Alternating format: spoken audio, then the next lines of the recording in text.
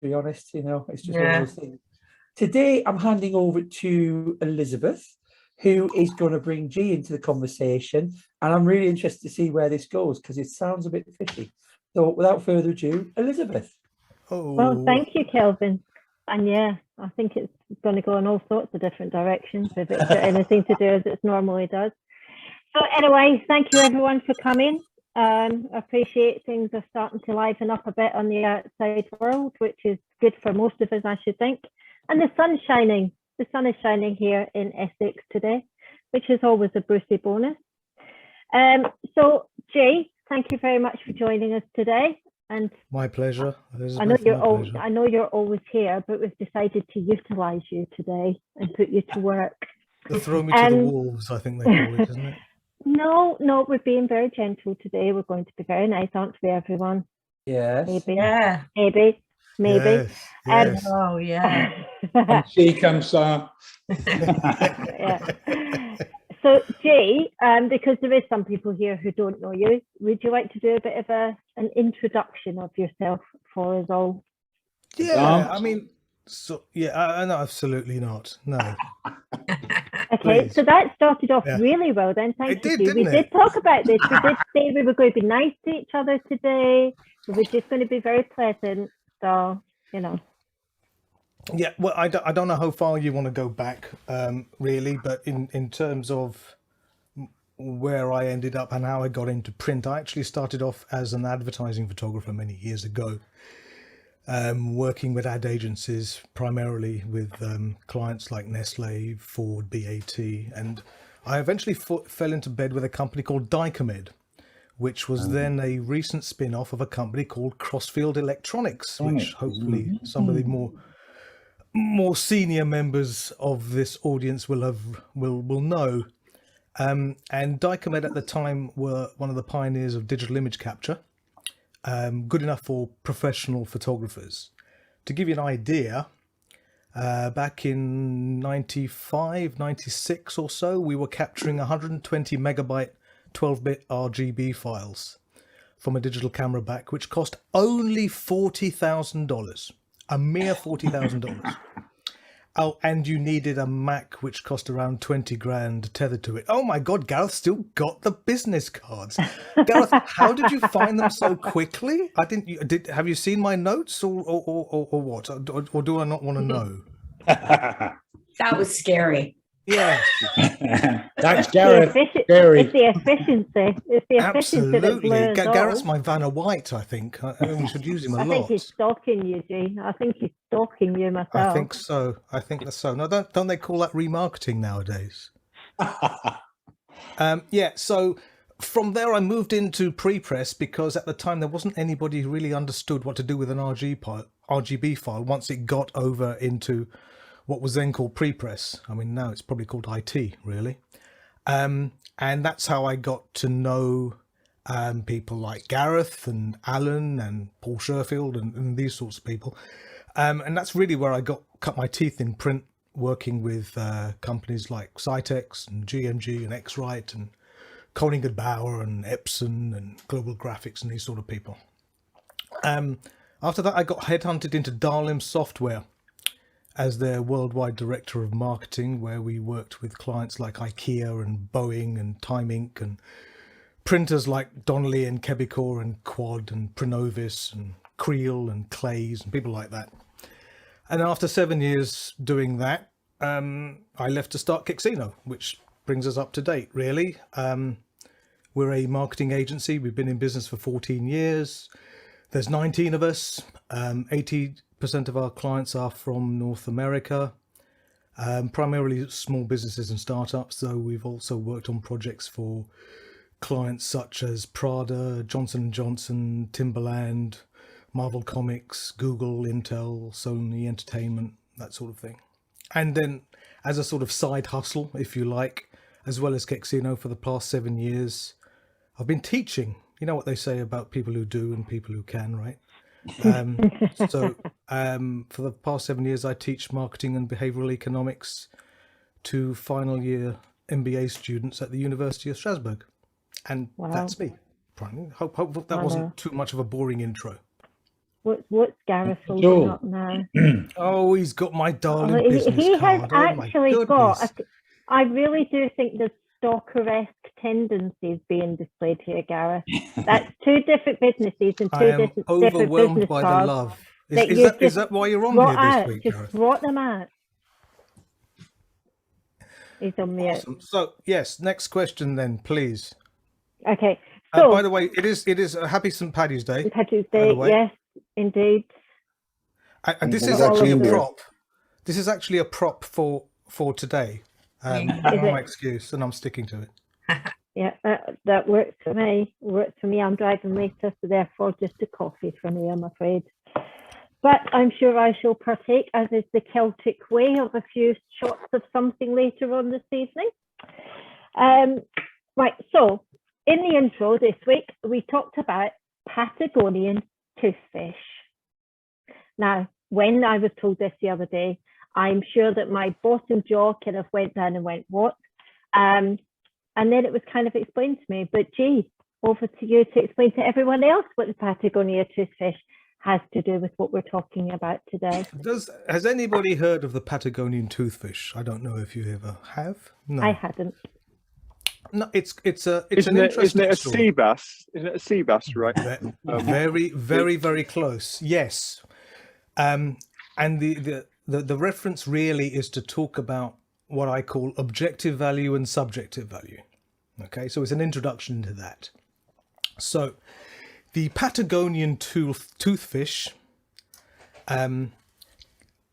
way back in the mid-70s, there was fishing started doing a lot more dredging, and they started coming up with this very ugly looking huge fish, sort of primeval Jurassic looking fish, which they couldn't do very much, and they sort of used it as chum pretty much. And then of course, an enterprising fish merchant by the name of Lee Lance in 1977 realized that he could do quite a lot with this fish, because it was quite firm. It's from the cod family, so you could use it for various sort of cod type recipes. It's very hard to overcook, and interesting, it doesn't taste overly fishy. You know, lots of people don't like fish because they say it's too fishy. So what he did is he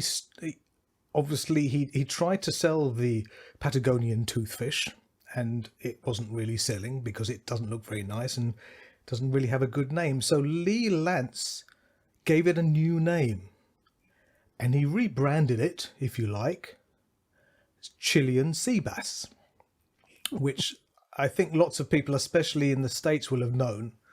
And obviously it evokes very much a more romantic view of the fish, you know, being caught off the coasts of South America somewhere. It's actually dredged up from I think it's from the Arctic, actually. But it even won Bon Appetit magazine's Dish of the Year in 2001. And the point is that reframing what we're talking about when speaking to customers can make as big a difference, if not a bigger difference, to the perceived value of the thing than actually changing a physical attribute of it. There are other ones, like monkfish, for instance, used to be called goosefish, which obviously didn't work for selling. Sea urchin, which is now called uni, and is a lot more popular. It was originally, lobster fishermen in Maine, they used to call them whore's eggs, which I thought was very poetic, isn't it? And then in the UK, they had an issue with pilchards, because in the UK, pilchards were very much associated with cat food. And so they were rebranded as Cornish sardines. But anyway, the point of all of this is to underline the importance of why we're here, behavioral science in marketing. So what is behavioral science, I hear you ask? You did, Gee. You beat me to it, because I think that was number 3 on the list. So if you would just like to continue, that would be great. Oh, okay, fair enough.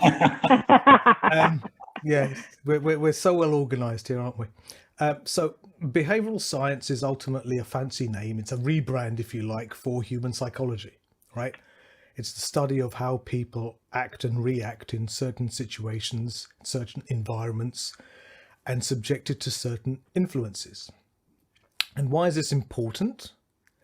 Because I think if we can better understand how what I'll call non-rationality works in the human mind, we can better understand how to position, promote, and message customers to better influence their purchasing decisions based on the way the human brain works. Okay, so if we go into, let's call it classical economics, Chicago School economics, if you want to use the term, there are only classical economic theory says there are only two really ways of creating value. Okay, you can either find out what people want and work out a really clever way to supply it, or work out what you can supply and find out a really clever way to make people want it.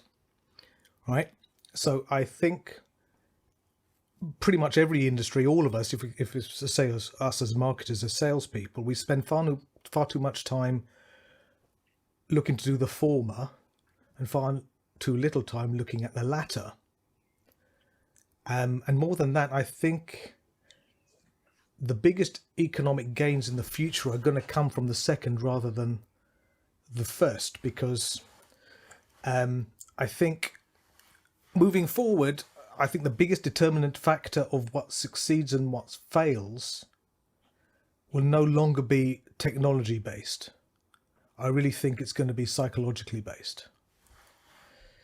And like I said, I think it's important for people to understand that whether something is good or bad doesn't depend exclusively on the thing itself, but it also depends on what you expect and how you look at it. And as marketers or as salespeople, there are a huge number of things that we can do to help shift the perception of a product or service in the minds of the customer. Okay? In fact, you're actually being tricked into this right now. Okay? When you're looking at me, you're looking at a nice, super clear, high resolution image with a nice, softly blurred background and high quality sound and beautiful lighting, which all leads you into the fallacy that the person you're watching knows what the hell he's talking about, right? But see, what you can't see is the pile of papers over here, or the empty Amazon boxes over there, or the mess, or the lighting stands, the tripod, and all the rest of it. Sorry. So the takeaway is that what's seen as valuable isn't just of what a product of what something is a product of how we look at it. And so if we overlay that in marketing terms and marketing overviews, as salespeople, as marketers, as business owners, we spend a lot of time thinking about how marketing works and how social media works, how targeting works, how technology works. And we've taken our minds off a more important question, which is how do people work? And I think if we can go back to the basics of how people's opinion and buying drivers can be influenced, we can better shape the way and the environment in which we communicate our product or service to realize better and better results. And there's tons of examples that we can go through, and I don't know, Elizabeth, if that's something that we're supposed to do now, we're supposed to do later on. It's in terms of framing. Sorry, Elizabeth, you will have to interrupt me, because if you leave me to it, I will talk for 4 hours. Yeah. No stop. I'll just go on. Right. So you need to as much as I love listening to you, Jay, I'm going to ask a question. So one of the things, and this is from my experience across a wide spectrum of print environments, fluffy is always a word that is used for this. Is that type fluffer of thing. or fluffy? Can you repeat? Fluffy, as in puffy. It's an Essex fluffy. Spoken by a Glaswegian, Chris. But yeah, so it's one of the things, because it has no measurable or directly measurable content. It's not something that you could put into a spreadsheet and say, this is what it does, this is how it generates, and that sort of thing. So how would you say, because obviously really you're not seeing any results until afterwards when you go back and you're sort of going through the analytics, etc., as a post exercise. So what's a good way of actually trying to bring that into a business? Because people are always looking for a return. They're always looking for a return. So what's a good way of bringing this in as something that a company should be using? Because obviously we've got tech, and tech has, yes, it's changed. And over the last 10, 15 years, it's gone off at a complete tangent. But it's now got to a point where most of the kit in general circulation has reached a point where it's on a plateau. So we need something that's going to take us as organizations to the next level. And this obviously is something that would lend itself to that. But what do you reckon is one of the better ways of being able to achieve that and selling it internally to a business? Because let's face it, if you can't tell it internally, then try to get something out of it externally isn't going to happen.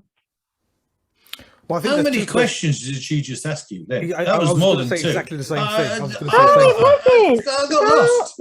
Did you? Did you? Try and keep up, Paul. Try and keep up. Yeah, try and keep up, Paul. Yeah, right. I think there were two questions there, Paul. Maybe there were more, but I got two. Okay.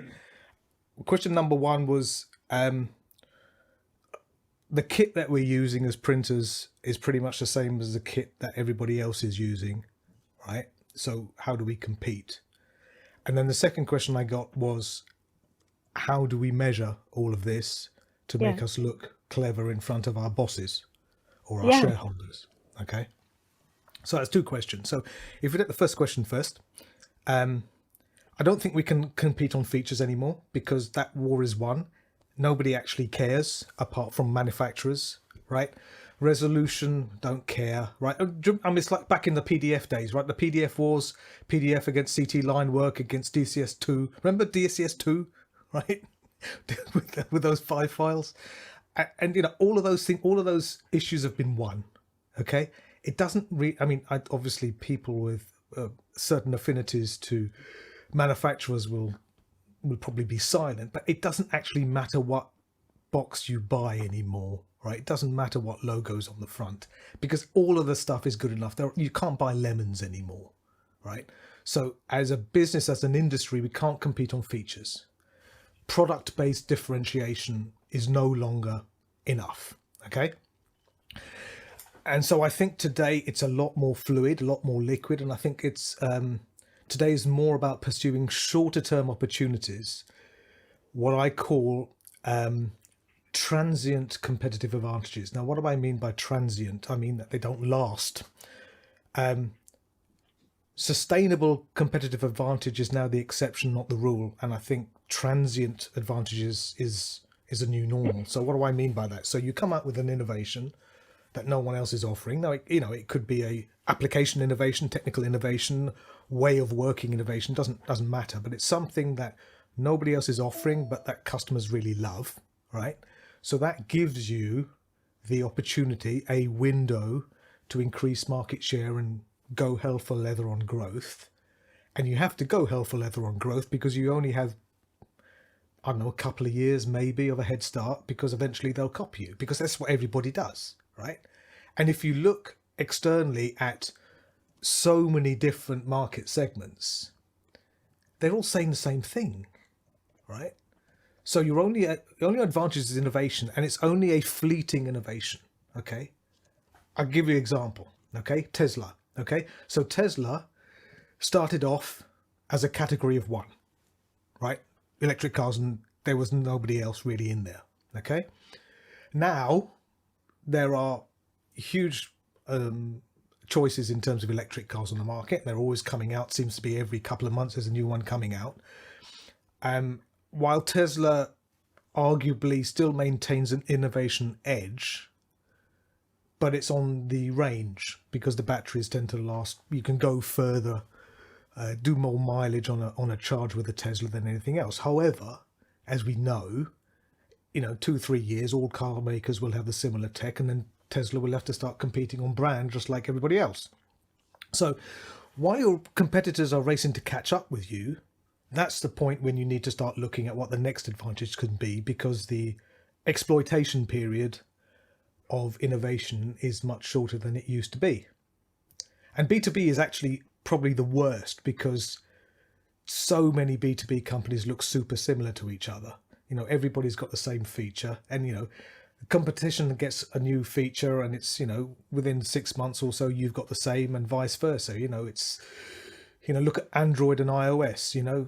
They crib off each other, right? And to the point where it doesn't actually matter which phone you get anymore, or tablet you get anymore. Okay, but the problem is, because they all have similar features, they all tend to say similar things about themselves, and then sameness is how they choose to market themselves, which seems to be extremely dangerous, really, because it's a noisier place than ever before.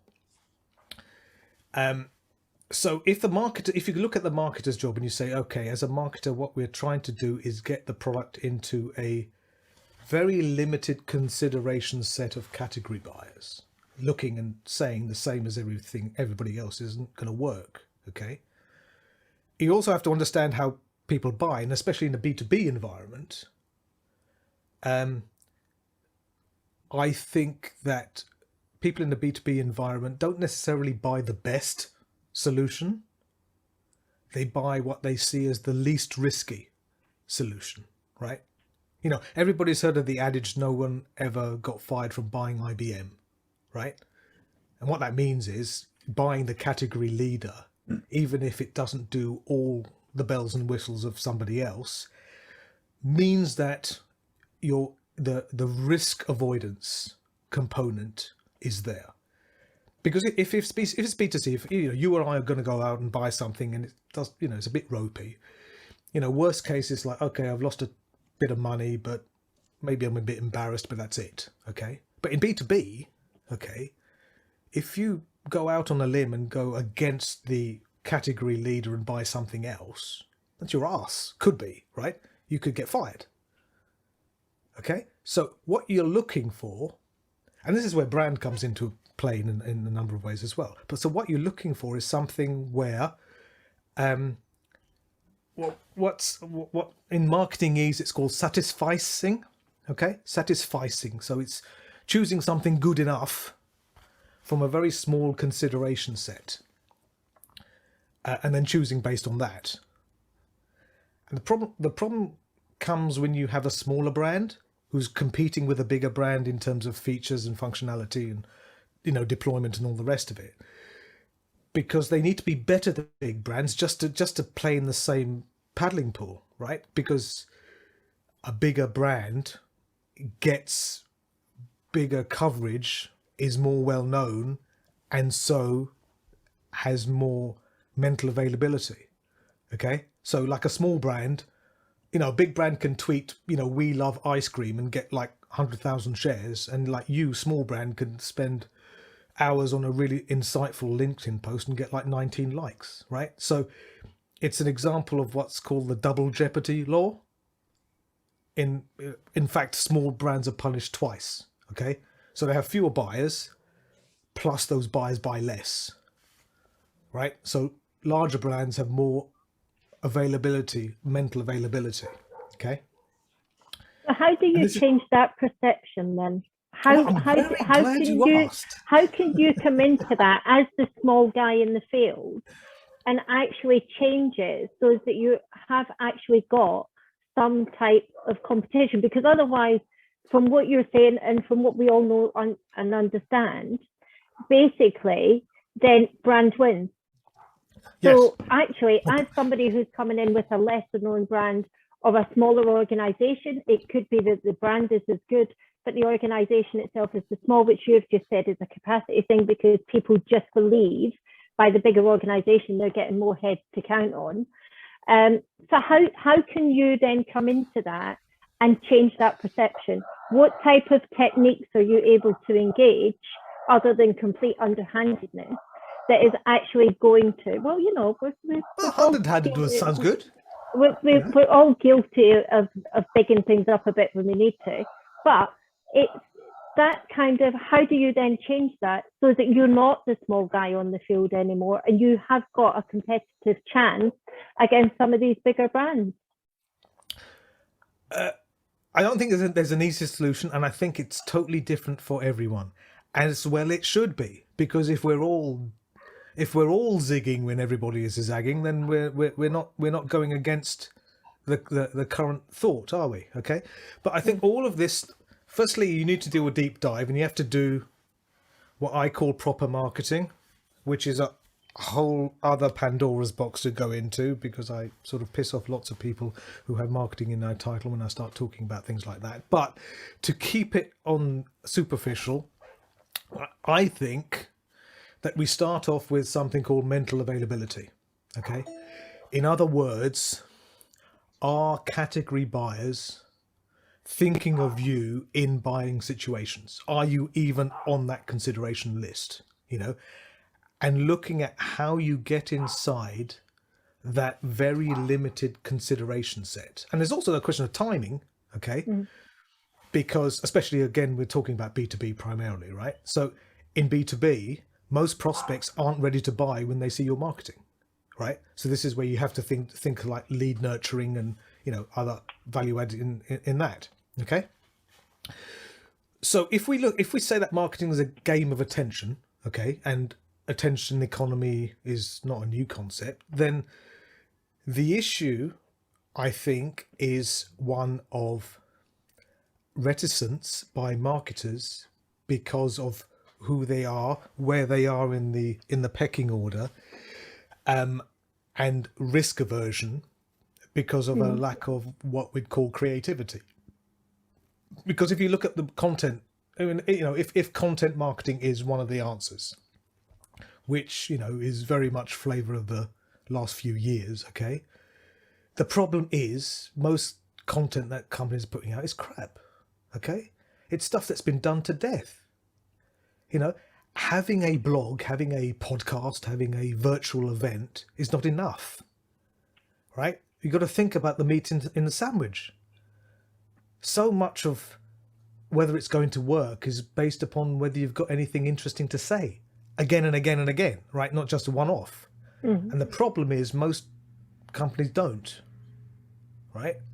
So is it the fact that they don't, or they don't know how to use what they've got? Because these are two entirely different questions, aren't they? Yeah, I don't think it's a question of tools, because I think as an audience we're forgiving, right? We don't have to have sort of like, TV studio type quality. I don't think it matters. Certainly it doesn't matter anymore. I think if the content, if the message, if the articulation of the message is sound, and if maybe the channel is a little bit novel, or you can stand out in whatever way perception that stand out is, I think customers or prospects are very forgiving. But I just think there's nothing meaty in there because everybody's playing it safe. Have you heard of Gestalt theory?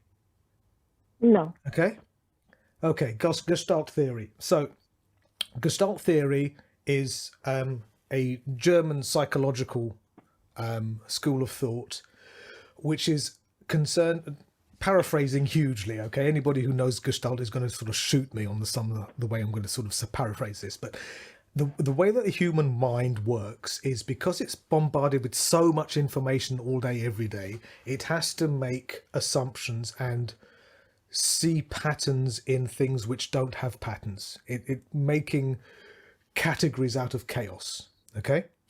So how does that play in terms of messaging? It means that if your human mind is subjected to, say, 10 messages, okay, that it sees as being pretty much equal, the way that that's categorized and invoked at a later date, each message gets the same amount of mind share, right? So if there's 10 messages and your mind's thinking of nothing else, then each message gets like 10% of your brain, okay? Now, if one of those messages is dramatically different in whatever particular dimension that we choose, Okay, it stands out. Either it's funny, or it's using a different kind of medium, or it stands out for whatever particular reason. As the way the brain works, it says, okay, now I've got 10 messages, I've got one message that looks like this, and I've got 9 messages that look like that. So it categorizes all those 9 in one go, because it's not going to sort of sort out everything else, because, you know, life's too short and it needs to worry about loads of other things. So it groups them together into one cohort, into one group. And the one that it sees as being different, it puts to the side. So in terms of mind share, instead of having 10% mind share that you had with everybody else, you've now got 50% of mind share, and the other 9 are sharing that other 50%. Okay, do you see what I mean? Yeah, got you. Right. So if one awkward Yorkshireman was trying to sell you a laser printer, and 9 boring Southerners were also trying to sell, you're going to buy the Yorkshireman's, aren't you? Well, it depends on the Yorkshireman, doesn't it, really? I mean, I'm not saying anything, but... In theory. In theory, all things being equal. Exactly, right? Now, if that sounds like hard work... If that sounds like hard work, that's because it is hard work. And that's good that it's hard work. Because if something seems like really hard or a lot of work, that's a good place to be, because too hard is a good first moat, as we'd call it. You know, all the easy things have already been done, right? So compete to be unique. I mean, it's, you know, it's not revolutionary, right? If you're putting out information, education, entertainment, whatever it may be, data, research, insights on things that nobody else has been doing, then you can stand out and capture mind share. Like I said at the beginning, it's a game of attention, so that you are in that consideration space at the point when the customer is looking to buy whatever it is you're selling. So Okay. Number one, mental availability. When they think of X, they think of you. Okay. Right. So- Now, on top of that, there needs to be what we'd call brand building, which is not sales activation, not buy one, get one free, not here's the Okie Kokie 2000, here's this tech specs, how many do you want, right? It's purely from a brand awareness, visibility. Hey guys, we exist, we're really cool, you need to do business with us, right? Because as the old adage goes, you know, customers won't buy from you unless they've heard of you. Right? Or at least the barrier of entry is much harder if you first need to sell them on who you are, what you do, why you think you're different. Okay. So if the space you're in is very crowded, then you need to be bold enough to take a fundamentally differentiated position in the market, whatever that may be, whatever that dimension is. Okay. And you can see it visibly. There are many examples. UK examples would be, for example, advertising chocolate and having a gorilla playing the drums, right? What has that got to do with chocolate? Nothing. In the US, you got a lizard selling insurance, right? Up until recently, you had a meerkat doing comparison sites, right? Yeah. Up until recently, I don't think they're running those ads anymore for obvious reasons. But the communication needs to be absolutely valid and make sense on everything except one dimension, which is totally FUBAR. And that's your hook. That's what draws you in, okay? So that's one mental availability. Obviously, the other mental availability stuff is the usual stuff, right? So to be active in the places where customers expect you to be and not where they don't expect you to be. Okay, so that again, it varies totally depending on the business, the audience, the industry, all the rest of it. You know, it may be organic social, it may be content marketing, it may be brand advertising, it may be events, it may be email. You know, email, extremely underrated medium as far as I'm concerned.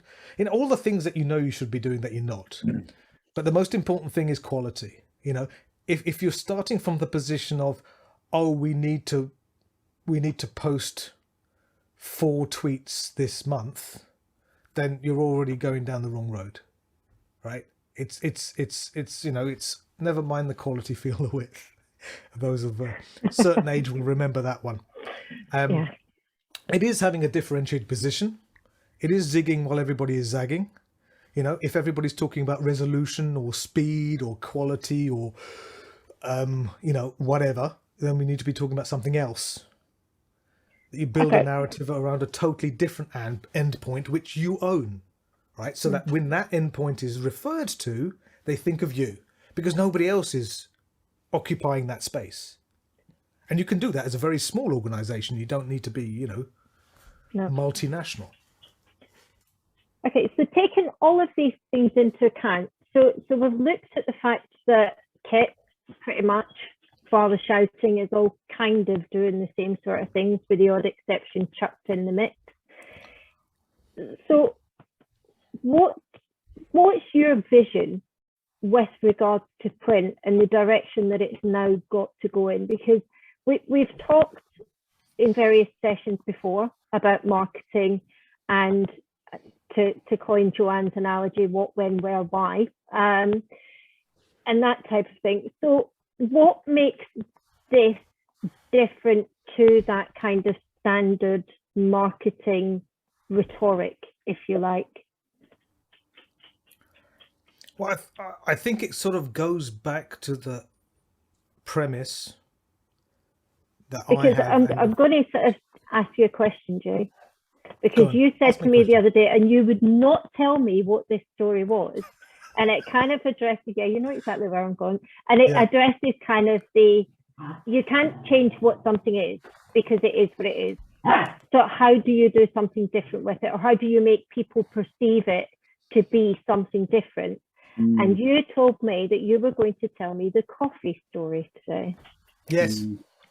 And you haven't told me, and I'm stories. just aware of the fact that it's now 4:10, and you still haven't told me. You haven't even got there all by yourself, so I've had to bring you to the point. Well, you know, you've got to do something for your money. Good grief! I mean, otherwise I'd just be on my own. Come on, she's getting coffee story. I wish, Chris.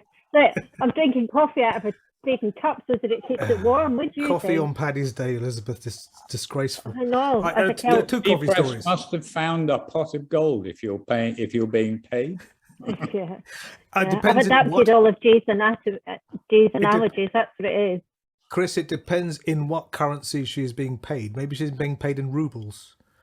That's worth even less than this cup of coffee is currently, Gee. So, absolutely. Yeah. Okay, so not. There's two coffee stories. Yeah. And this is about overarching subject is turning a negative into a positive. Okay. Because especially for a smaller company, there are a number of negatives stacked against you, which the larger competitor is going to use against you. Okay. And history is littered with examples of how brands have turned a negative into a positive. Okay. And this is the reason why, and this is the only reason why I'm drinking this Guinness. Okay. I believe you. I don't believe that at all, Jay. I tried. Okay, so Guinness. What's the downfall of Guinness? The downfall of Guinness is that if you go to a bar and you order a pint of Guinness, you have to wait. It's not like pouring an ale or a lager or whatever else. There's the whole nitrogen thing going through and the settling and all the rest of it. Okay. So what did Guinness do? They turned the negative into a positive. And for 25 years, or probably even more, they ran an ad campaign around the best thing comes to those who wait. Right? Guinness is actually a fantastic example of using what I call, well, not I, the industry calls distinctive brand assets. Okay? Part of the company product, visual vernacular, visual verbiage, if you like, that you can just have. I don't know if you saw a while back, I think it was an IKEA sofa and the logo of the Guinness, and that formed the shape of a pint of Guinness, and that was it. There was a really famous ad that Guinness ran. See if I can find it. There's a famous ad that Guinness ran. So many. So many good ones. Yeah, hang on. I've got it here. I just posted it in the chat. Okay. So they did a fantastic ad campaign just when steady on, Chris. Just when UK pubs were back open again after COVID lockdown. And it's using that whole distinctive assets language for so many things. This whole, white under black, that whole thing. But another example of turning a negative into a positive. Avis, okay, for like 50 years, Avis were always, we're number 2. So you think, hang on, well, if we're number 2, this is an ad for Hertz, right? But it's no, we're number 2 because we try harder. All of a sudden, the whole thing's turned around. So the coffee story, Elizabeth. Stop mincing thank you, words. Gee, because I am just about to sort of bring you back again to it. I'm sorry, I go off on tangents. I know, that's why I was trying to bring you back to the coffee thing. Right, You've got a list to get through, please. Yes, all right. 1948. The Gaggia Espresso Machine Company in Italy. They were trying to sell their coffee machines. And because of the war, they were restricted in terms of what coffee beans they could get. They had to sort of go back to traditional Italian colonial countries to get their coffee beans. So in this case, it was primarily Ethiopia, which actually make really, really awesome coffee beans, apparently. But they have to be quite dark roasted. And as a result of having a dark roast, they have to be ground that much finer. So when you put the coffee in the Gaggia machine and using this high pressure steam water thing, what would come out into the cup would be coffee as well as a scum, which was created from the oils of the bean and CO2 bubbles, micro bubbles, which actually make the coffee bitter. Now, you have to remember, up until then, coffee was just black. There was no anything in there, okay? So it was the Gaggia company that came up with the concept of crema, which is so beloved by coffee aficionados around the world. It's actually scum. And there are a growing number of baristas with, pierced eyebrows and beards and all the rest of it, dressed like Edwardian henchmen, who actually advise removing the crema to drink the coffee.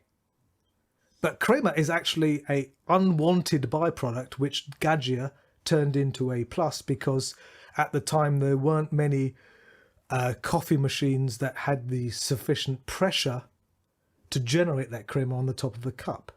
And so it became something that people wanted, even if they didn't know why they wanted it. No.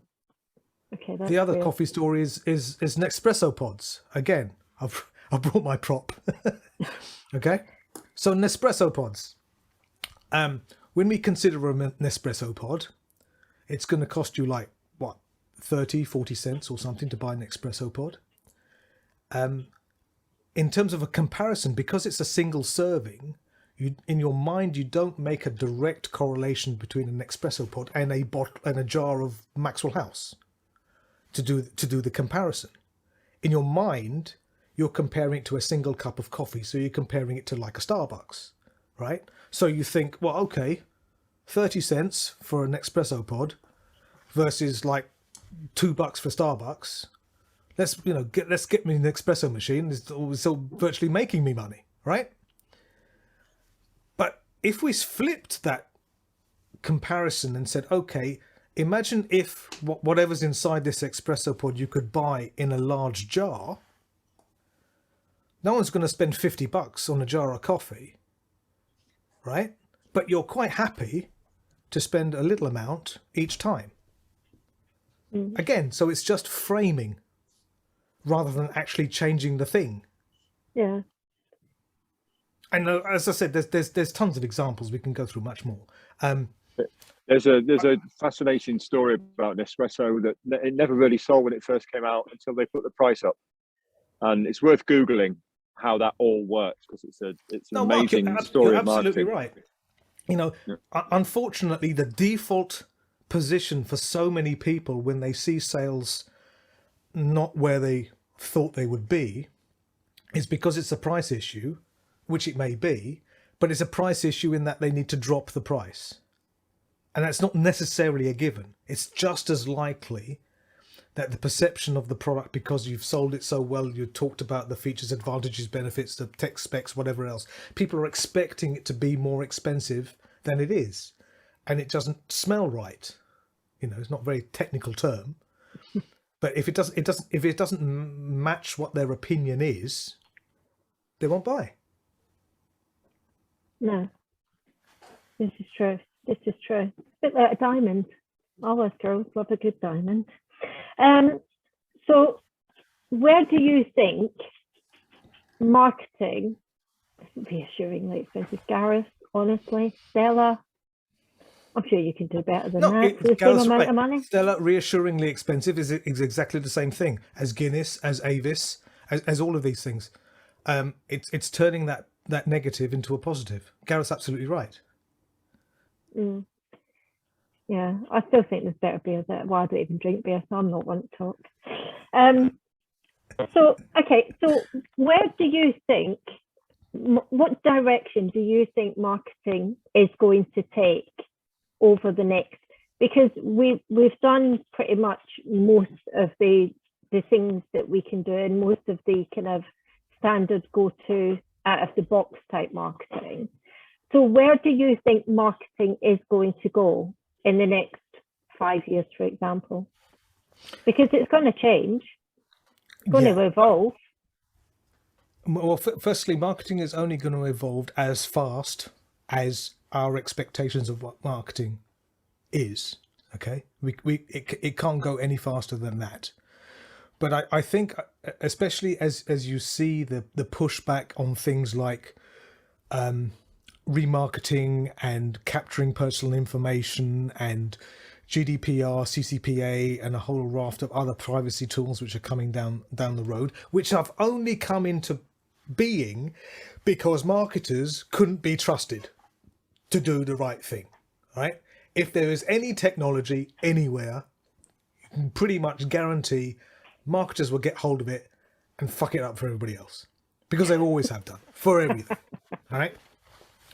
So where I think it's going to go, where I hope it's going to go, is where I see it today is it's far too rational, logical, data-driven marketing, where the creative component is very much down the list.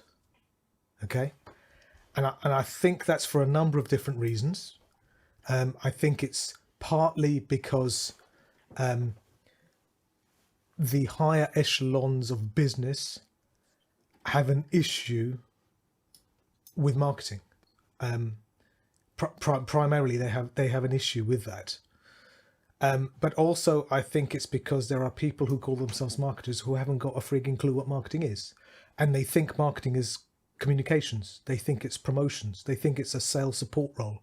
They think it's squeezy balls and tote bags and organizing events, right?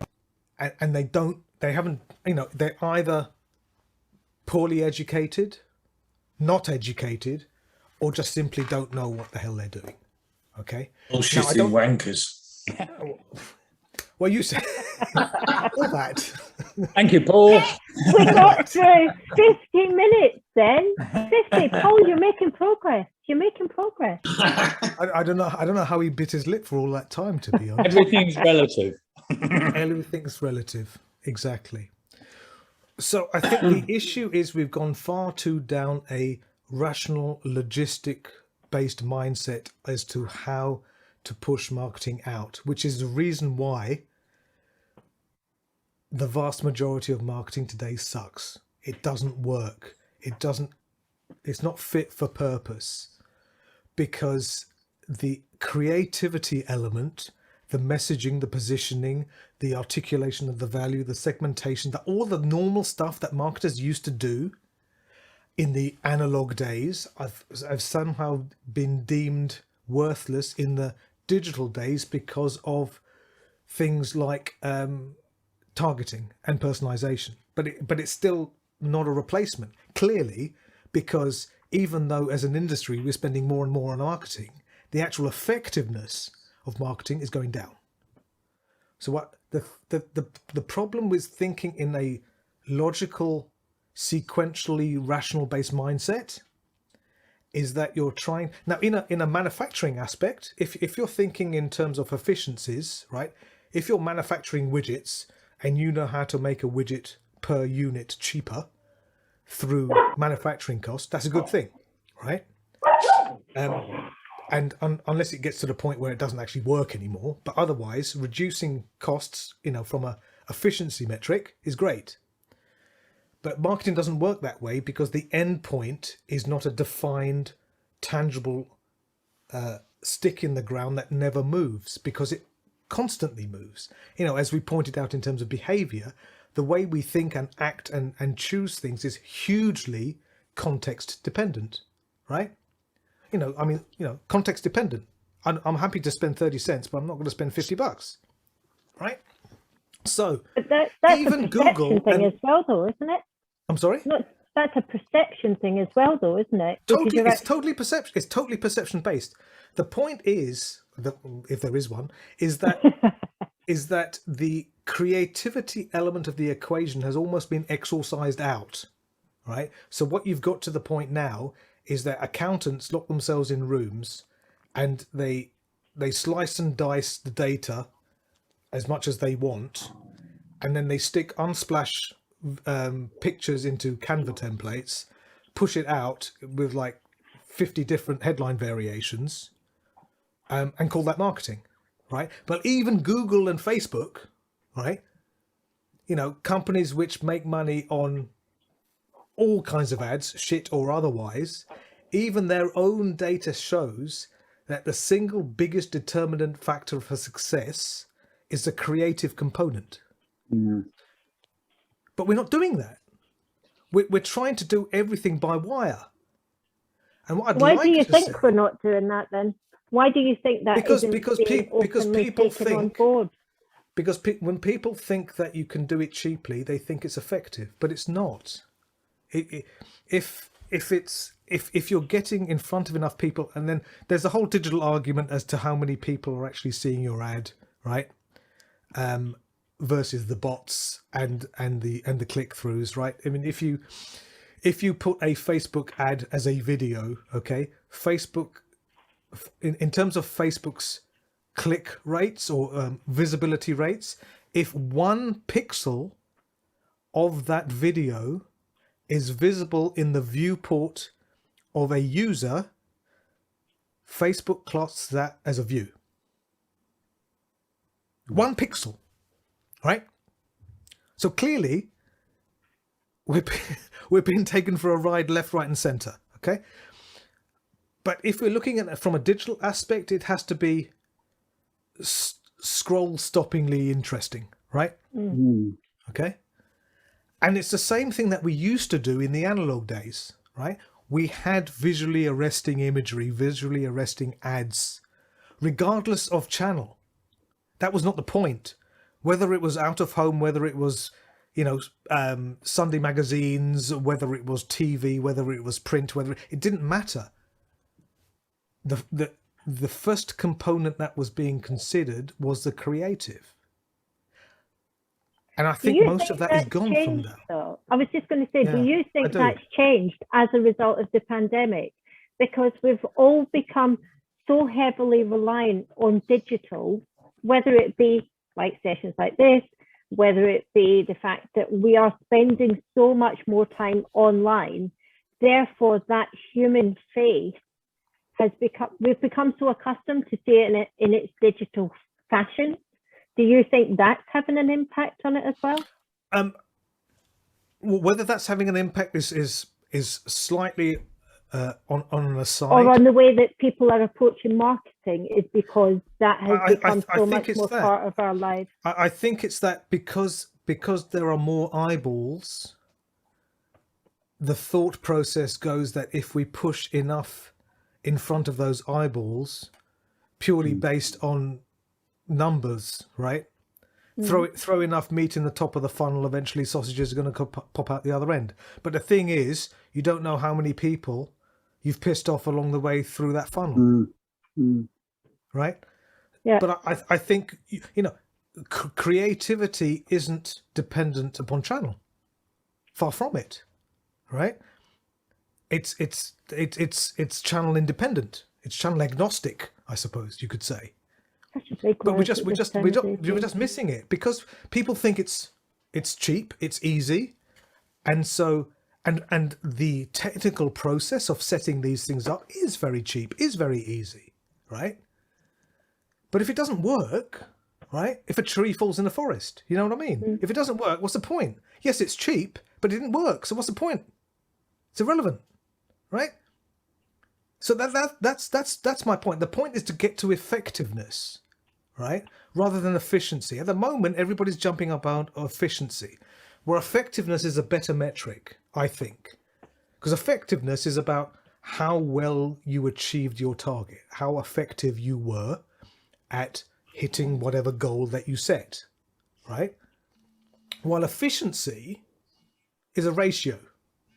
Efficiency is between input and output, right? I want to get to the point of least input to generate a certain output.